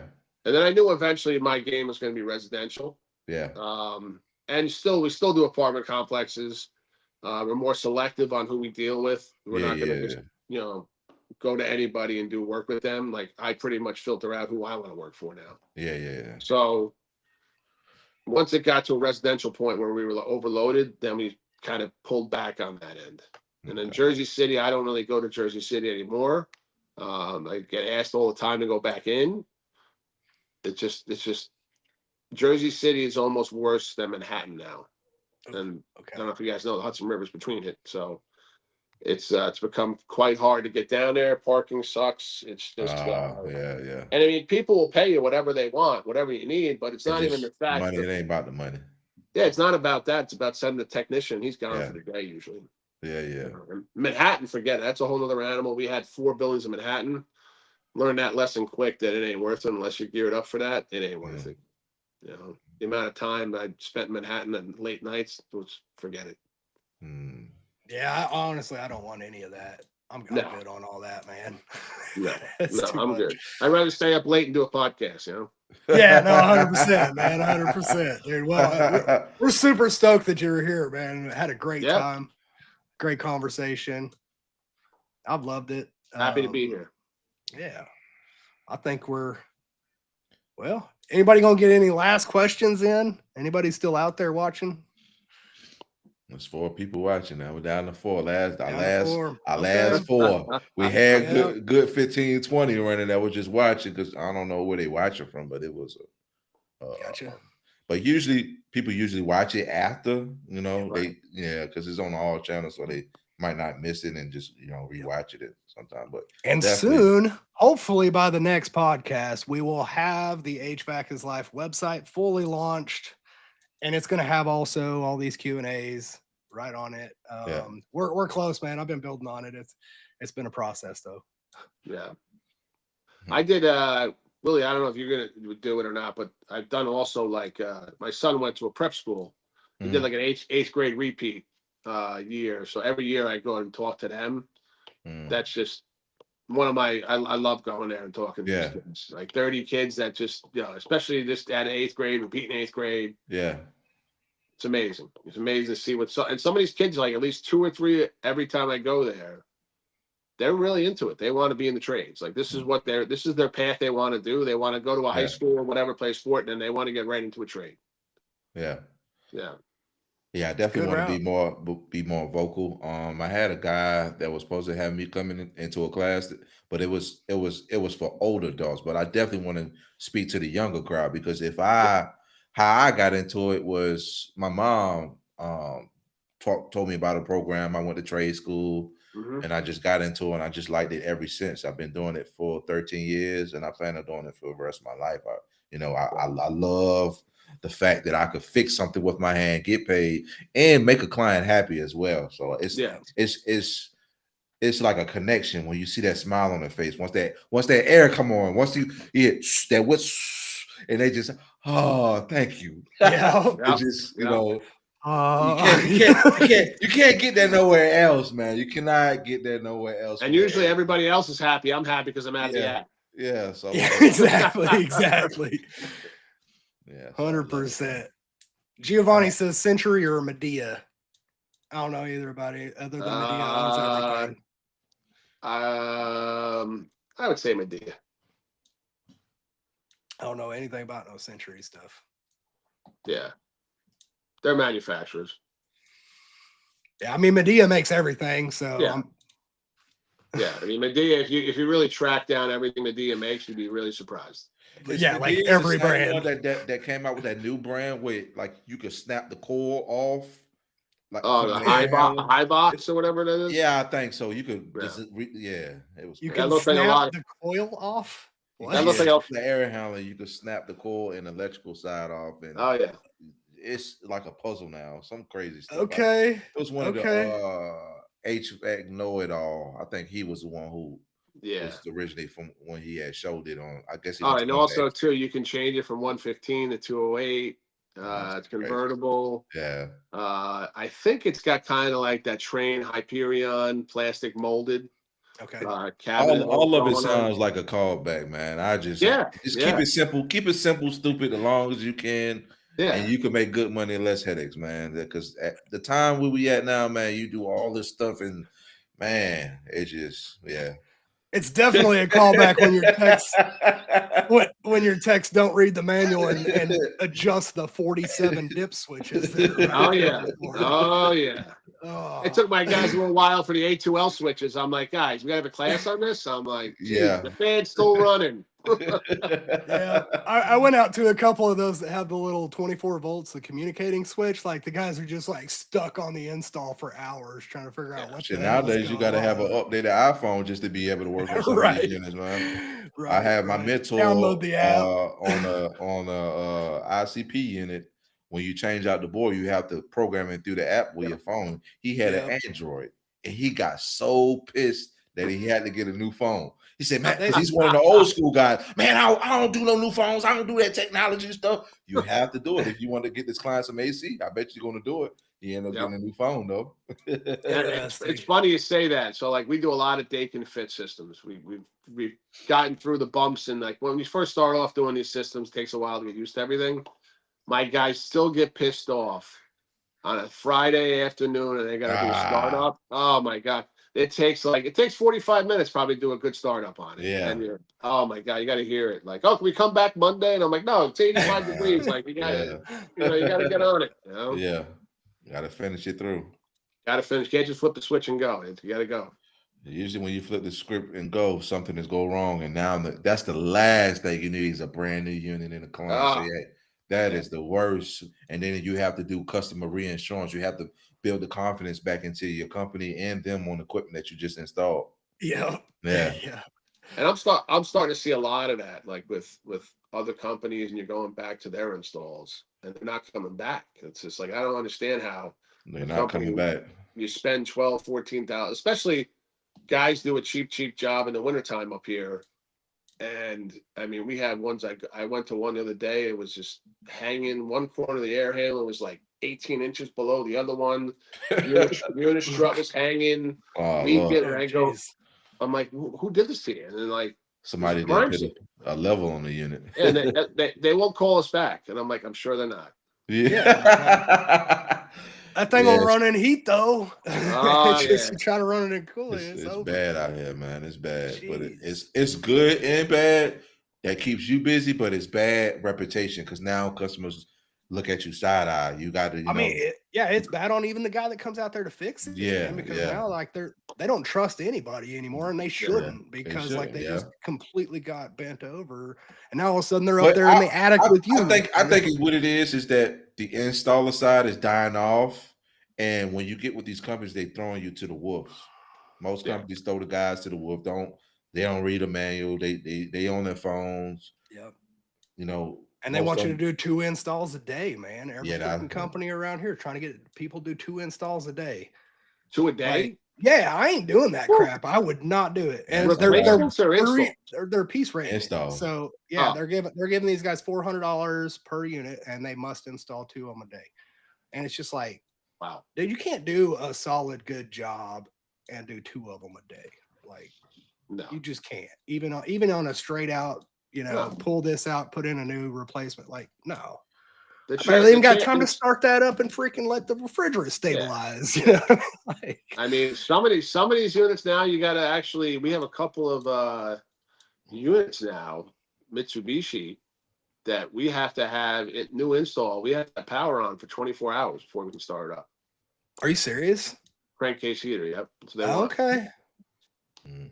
Like, are you doing that? Like, is there like something usually, that holds you back from usually it? it works out because then I could say, hey, the electrician's got to come, and then we'll come back after that. And I mean, listen, Okay. it's, but it wasn't 100 degrees out, so it was like 70. So it's a little different story when you tell somebody it's 100 degrees in their house, but I got to wait a day to heat this thing up, But if you don't follow and you blow something up, the idea behind that is like oil migration or something during shipping. Yeah, that's what I even asked the guys. I said, listen, I'm like, it is 70 degrees out, like, and they were like, no, we want 24 hours.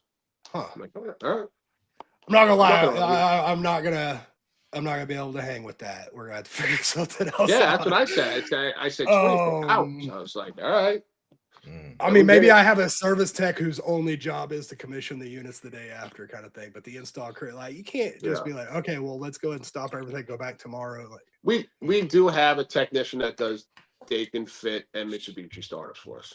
Okay, you got to have someone. I mean, especially if you got a 24-hour freaking lead time, like what? Yeah, I mean anything, and also too, it had a branch box also. Okay, so I think that might have been too. They wanted to warm up solenoids. I don't know what they were. Well, no, even then though, like it still all starts in the condenser. You know what I mean? So like exactly, it was in the condenser when we installed the condenser. Yeah, but now that we have, I don't know. I don't see it personally, but yeah.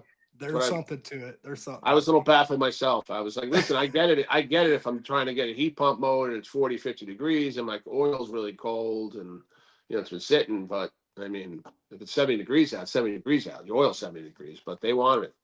They've been stacking them suckers upside down at the factory or something. Oh, they had to come up with the freaking remedy. We have suppliers now.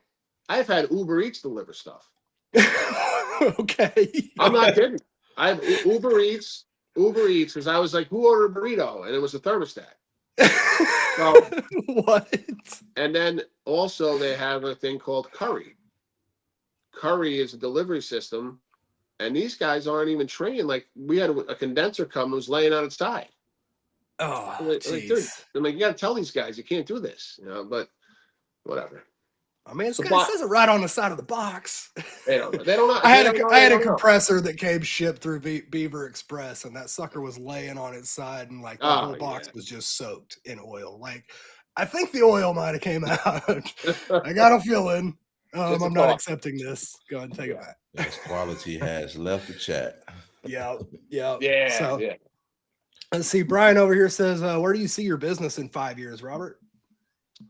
In 5 years, probably see my son being involved. He wants to go to college, go to business classes. He wants to be involved in the business. He's definitely going to be, when he's in college, he'll definitely be more involved. He's done some things with me. He's also been in the car with dealing with, customers and, not sometimes irate customers or stuff like that. So he's seen the sides of it. He's seen also like how much work goes into it. So I hope he's involved in it in 5 years from now. I see myself probably backing off a little bit, taking a little more time for myself and my wife and the kids, and just getting to a point where just keeping the guys happy and the guys who work for me, making their lives good and beneficial to them as far as supporting their families. Right on, man. And also grow the company and keep on doing what we're doing. Amen. That's what's up. Yep. And Julia says, how are y'all handling PMs with customers? I'm not sure exactly what the question is there. Well, it's preventive maintenance. No, I know about preventative maintenance. Just like handling customers. Like I don't. I don't know if he's asking totally about that, but I mean, we run House Call Pro for our stuff. So we run it through that now, which has helped. The maintenance program that they offer? Yeah, the maintenance program. It's helped. We really didn't have anything in place like that. We were all paper and computer, and it's just not going well. You guys send out a text and an email to get them to book on, or how do you do that? The office does that. As far as maintenance goes, I'm out of that. I don't have enough capacity to be involved in that. Anybody calls for maintenance, I say call the office. They'll handle it. I have 2 people in the office that handle maintenance. So you need that, you call. And then if you have how long you been with House Call Pro? It's been almost 6 years. 6 years, and before the 6 years, you was just straight paper. Straight paper, yeah. QuickBooks. How QuickBooks was and that? paper. How was that transition? Was it It more? was tough. It was It a was tough tough at the beginning. transition with the integration between House Call Pro and our QuickBooks. Yeah. Oh yeah. Because It's still a little bit. It's still the only thing we have a problem with is integration as far as paid between QuickBooks and paid in House Call. So we're on top of that now, actually, though, because like sometimes it'll say in House Call still paid, it's still owed, and it's already paid, and that's the only thing we have a problem with. Everything else in House Call's been really good with us.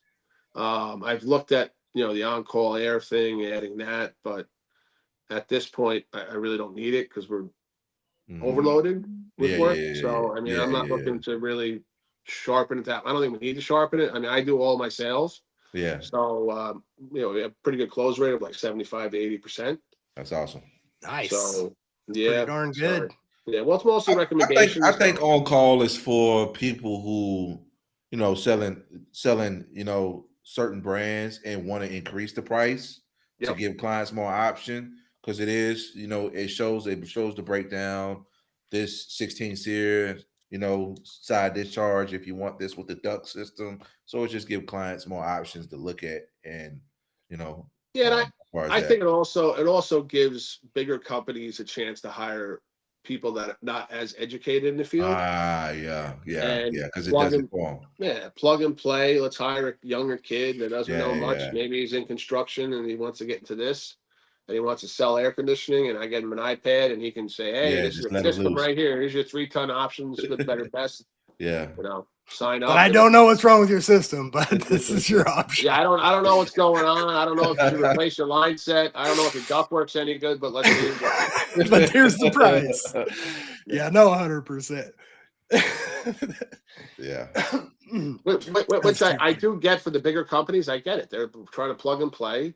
Yeah, and that's it. I mean, listen, we have tons of big companies now. We have huge players in the market or up here bought companies, and they got guys running around that some of them don't know what they're doing. But yeah, I mean, I need 50 techs to be out on the road. One of our biggest companies down here just sold out. I think 300 million. Morris Jenkins, I think they recently was just sold out. It's another one that I think they just sold out. There's a lot of them selling out right now. So I had 3 friends sell out in the last 5 years. You know what's crazy? I got a guy that I was just reached out to me, and he helps companies teach them how to educate them on how to have their business sellable, because a lot of people don't know how to sell their business. Some people don't know how to have the paperwork correct, so people can look at it, at least try to give you an offer. So it's prep for sale. I mean, I've been approached a bunch of times. I'm pretty sure you have. It's if my son wants to be involved, and be honest with you, if I wasn't doing this, I mean, I fish a lot. I do a lot of sport fishing. Okay. I don't know. I don't know if I can fish more though. So I would probably.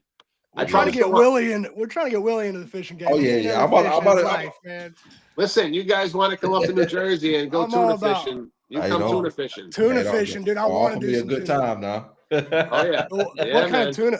What kind of tuna you got? Is that in my life, I've caught 850-pound tuna. I've caught probably up to 65 to 70 big eye tuna in my life, up to 300 pounds.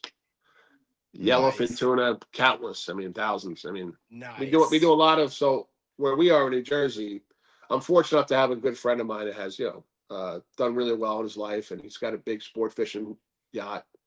Go with him, and we go 80 miles offshore, and you go to the canyons, which are anywhere from 2,000 to 4,000, 5,000 feet deep, and you go and you troll around, and you go for yellowfin tuna, and you go for big eye, you go for swordfish, tilefish, wahoo. Awesome. Mahi. But for me, it's my sanctuary as far as especially getting away from this. Yeah. Like the guys know they know when I'm fishing, because they're no getting a hold of me. 100%. I'm off the edge of the world right now. I think every owner needs some type of outlet, or anybody, man, because this a home industry business could. Yeah, I got more gray hairs than you, and I'm only 34. So yeah, I can Yeah. imagine. Yeah, and listen, I've had friends that have got out of the business, didn't want to Yeah, handle it, stress, and yeah, I mean, I stress. Yeah, got it. I mean, certain people just like gets to you and you just don't want to do it anymore. And yeah, I yeah, think you only live once. If you can't handle it, get out. yeah, yeah, yeah, yeah, yeah. I mean, Absolutely. even if you can handle it, if you can afford to get out and just like, No, have a life instead, I'm for that, dude. yeah, Eventually, hopefully, I've got a kid right now who's lead tech over working the HVAC place I used to work at, but eventually, I'm hoping he takes over my position, and then I'm gonna be. I don't go to the big water. I'm gonna be out on the lake though. what lake you going? Man, all around here. Now, where were I'm you a bass again? fisherman. I'm in Oklahoma, so Oh, yeah. I prefer to fish tournaments, and so I'm gonna follow. My game plan is the wife and I are gonna load up when our youngest finally gets out of the house. We're gonna load up with an RV, pull in a boat, and we're just gonna like go start touring the country, man, hitting lakes. She doesn't like fishing though, so I don't know what I'm gonna have her do. I need to make a lot of money so she can go That's shopping my while I'm problem. fishing. My wife doesn't like fishing. I mean, I take her. We go on our boat. I got a little 27 World Cat, and we go like see fireworks with the kids. That's about as Yeah. far as fishing goes with them. Yeah, yeah. Mine will Yeah. go out there for just a minute to help me wrangle up the little one and stuff like that. But yeah, other than that, I just have her going to run and go get snacks and all that kind of Yeah. stuff while we're out there. Before we Those get are off, involved, you know. please answer this. This is the worst thing you could do. Sign up for. 100%. That is the worst thing you could do. One of the worst things you could. I mean, it can be beneficial, but don't Yeah, do it. But don't do Yeah. it. anything with the lead was So it's Angie.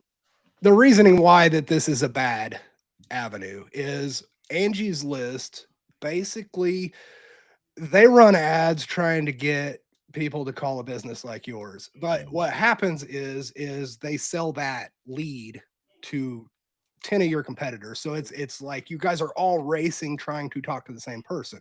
What also happens is you get onto the job site and there's 4 other people that have already been there. Oh, And you're still paying, you have to pay for it the whole time. And then to add to the fact that this sucks, they're going to constantly call you and constantly tell you, give us more money, let's upgrade your package. Same thing with Yelp. They're all going to be, they're going to spam the crap out of you trying to get more money from you. I don't recommend Angie's personally. Thumb, what's the other tag? Thumb tag. Yeah, Thumbtack. yeah, Yeah, they're they, basically the same thing. Home Advisor, yeah, Thumbtack, yeah. Angie's. It's all the I looked same. at it, how much revenue they made. They make some crazy revenue. Oh, yeah. Yeah, Yeah. and they had to give out a whole bunch of revenue too because they got sued multiple times in Mm. Well, I class think action lawsuits, something like Angie's $7 List has billion. been sold. Yeah, It's been sold. yeah, to Angie. Well, Home And Advisor. Service Magic was before that. Was now it's what? Service Magic is now. So we can call that sold if we want. They really just shut down shop and opened up shop, I believe. So Home Advisor, Angie's List. So Angie's List became Angie's because Yep. they got a $7 million lawsuit saying Yep. that they had bad practices. Yep. And so then they dropped that name off and they just started up a new business, same company that owned it. And they just named it Angie's so that they could.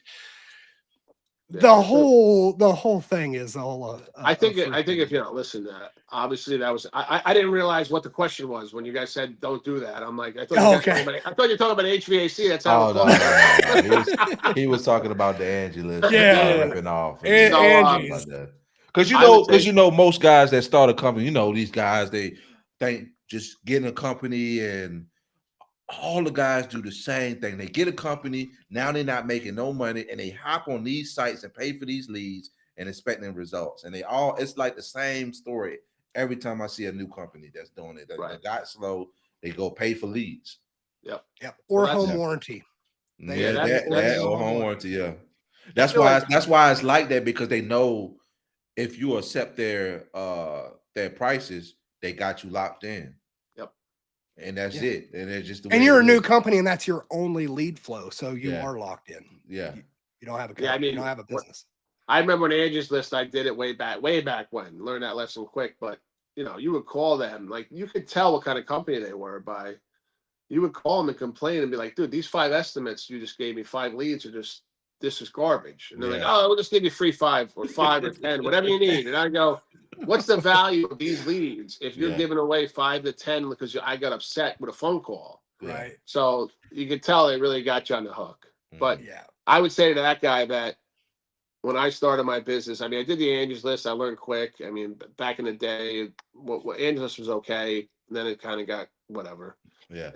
But I would say the most business I did was just meeting people, going to local businesses, delis, Dunkin' Donuts, and don't be scared The to talk same to thing. people. Mark said. Me and Mark say the same thing. Boots on the ground. That's it. Almost Boots, every week we boots say on the this, ground. man. Yeah, and you can see where I go every day. My Dunkin' Donuts I go to, I switch it up every day to which one. I have 14 around where I live. Nice. Yeah. So if I need to go get a coffee in the morning, I have cards, stacks of cards. I usually go and I put 5 in there, 5 here. Yeah. I go to the car wash, I put 5 there. I hand people out in car wash. And if you go to like Home Depot, I go to Home Depot, I go near the thermostats, I drop a card right in there. Yeah. I put it right in the sales slip thing, wherever Yeah. the ticket number is. Do that. I would say if I was just starting off again, I would do that because people appreciate that. So Yeah. You guys need to listen to this guy because he's speaking like some fire right now. You guys don't even understand. But the problem is a lot of you brand new businesses out there, you're thinking that it's just going to happen.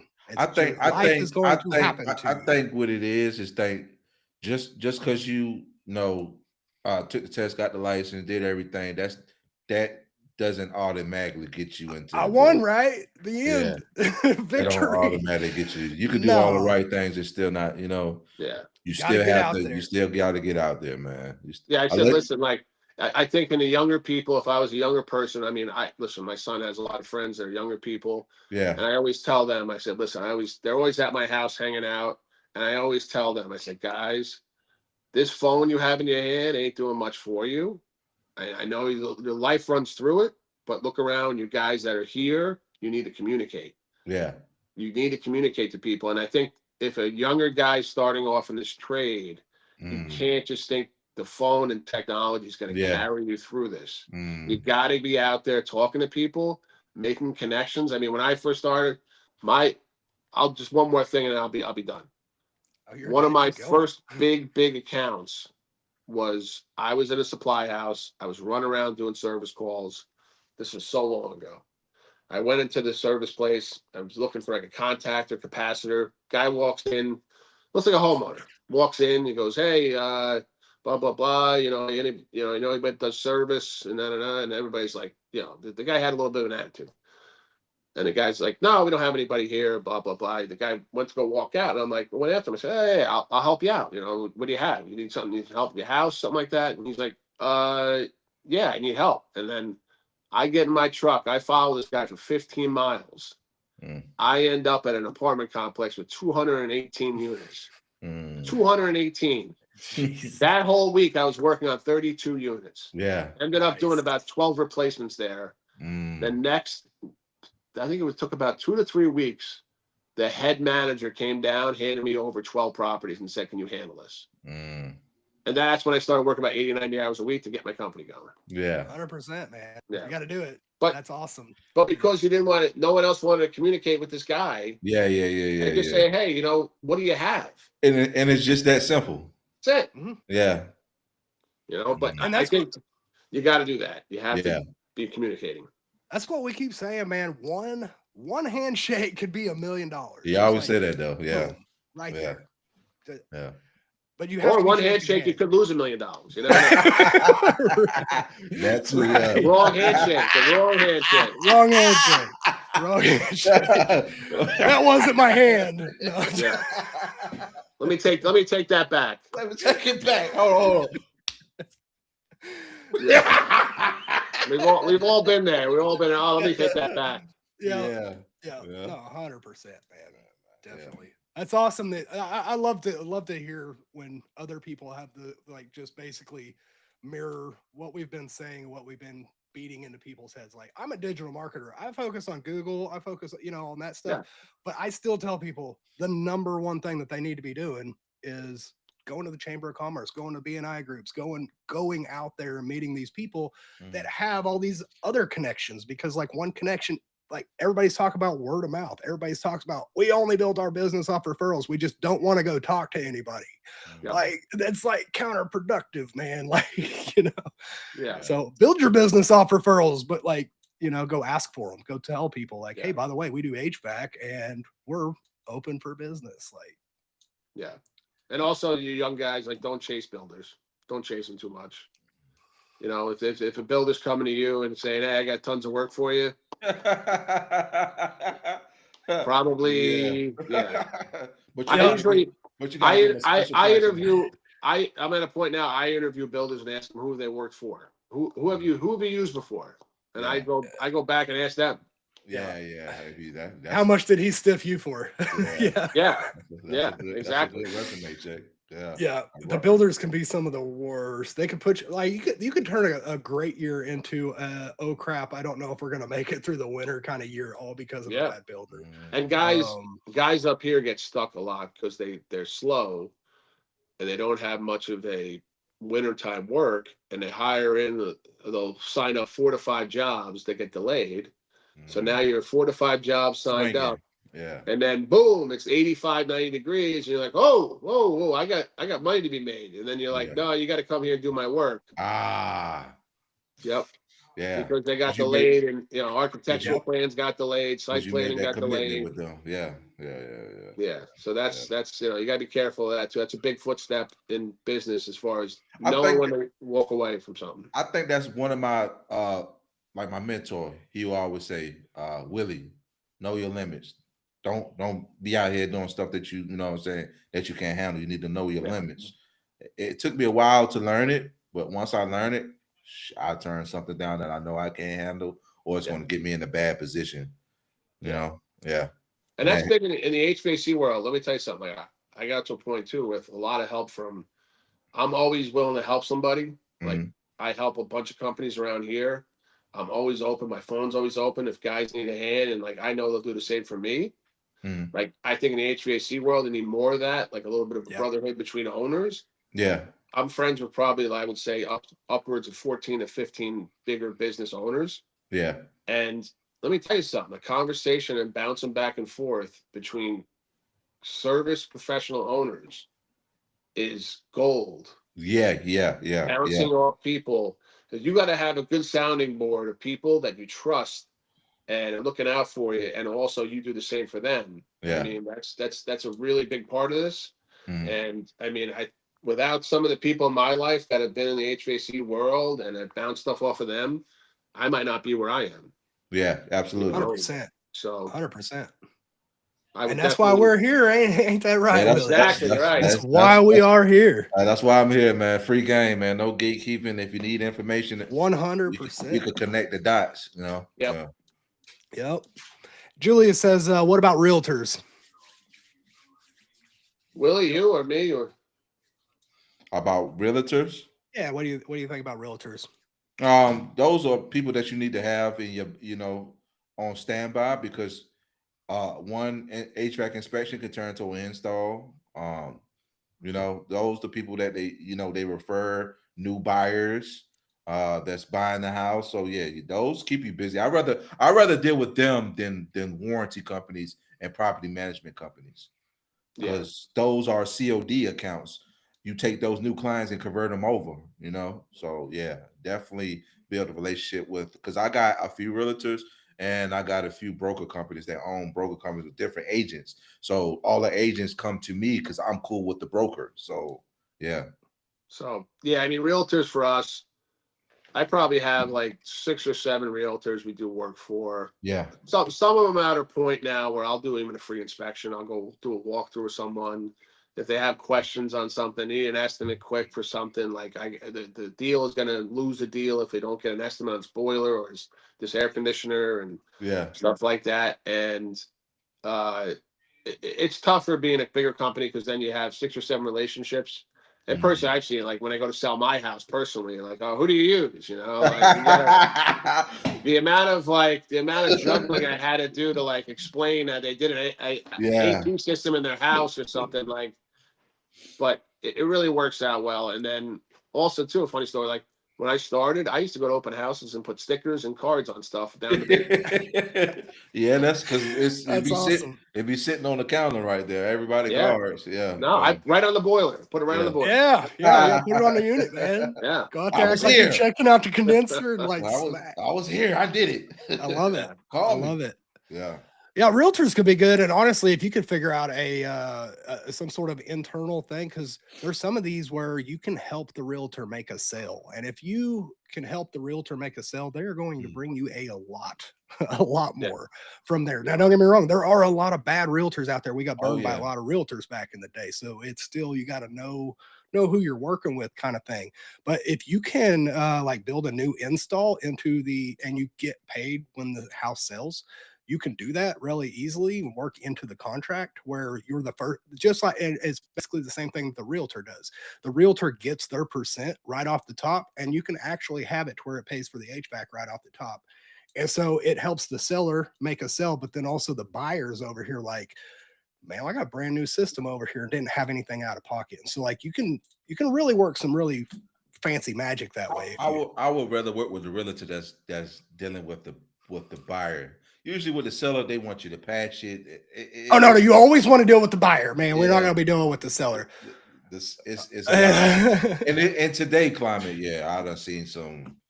Well, I tell you, I mean, you obviously have to have the seller like approve this, but usually it's the buyer that's like, "Hey, I'll buy that house for $375,000 if it comes with an AT-SEER system."